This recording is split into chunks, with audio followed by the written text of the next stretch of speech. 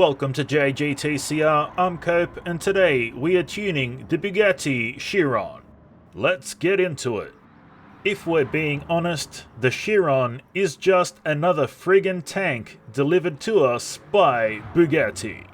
But at least it handles better than the Veyron, right? Well, yes, but not by much. There are still some major issues when trying to push this vehicle even just a little bit.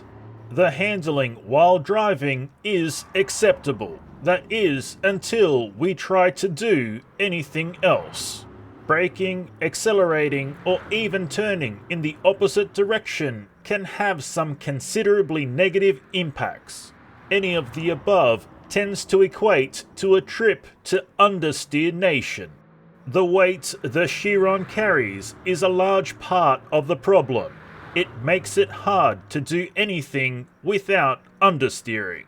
The power provided to us by Bugatti is massive, and so is the torque. And as we all know by now, a lot of weight plus a lot of torque equals beaucoup wheel spin. French wordplay pun fully intended. When traction loss does occur, all four wheels light up, leaving us with very little to no control. And should this happen on corner exit while still turning even slightly, it's a roll of the dice as to where we end up. The brakes do work eventually. Braking takes centuries to slow us down, and they only really work in straight lines. So plan accordingly. Let's collect our time. Six minutes, 52.3 seconds. And now, the race tune. We had to do some major work and then some fine tuning to get the Chiron to handle decently on the racetrack. The majority of our time was spent reducing the under/torque steer from the front end. This is reflected in our differential settings where the front is much lower than the rear. The front-rear torque distribution was also played with to find a new happy medium. We also employed some ballast over the front end to help with our steering. In addition to this, our body height adjustment has also been tilted lower at the front than at the rear. Let's head back out to the Nürburgring. The Chiron has improved considerably, but it is still a tank with lots of power and some aero. At the end of the day, it's just like a donkey, stubborn and difficult to control. The handling is better in most conditions, but the formula we must follow remains the same.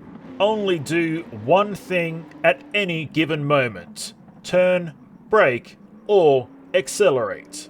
If we keep this in mind when driving, all is well. The power we have available is now hyper-aggressive.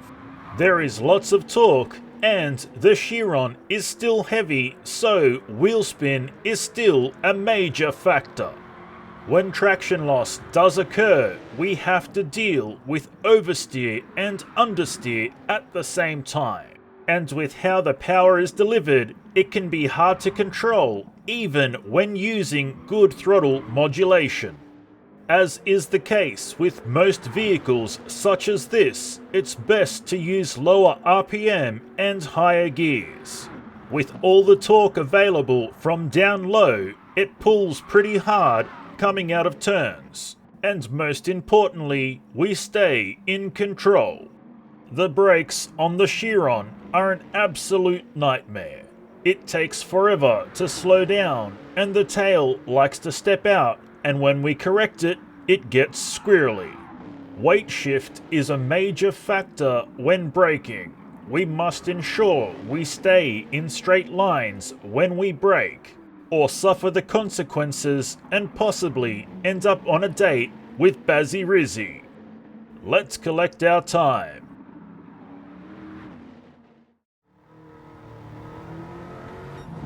6 minutes 2.6 seconds.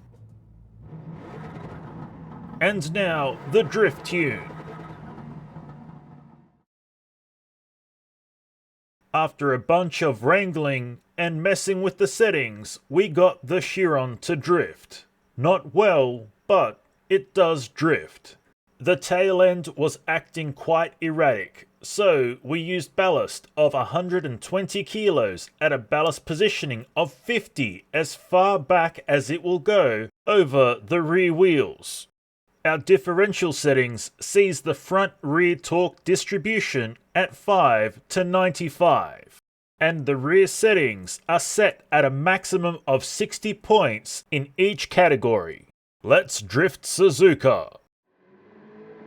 The Bugatti Chiron is a tank of a race car and a tank of a drift car, with both renditions being equally as frustrating to control. The Chiron truly struggles to slide in a way that is predictable. The handling suffers an immense amount of understeer when we try to pick up the pace of our drift. The nose just locks in and plows straight off the road. There is copious amounts of power on hand to fry the tires. Unfortunately, getting that power to the road in a meaningful way is difficult. The key for any kind of control is low RPM.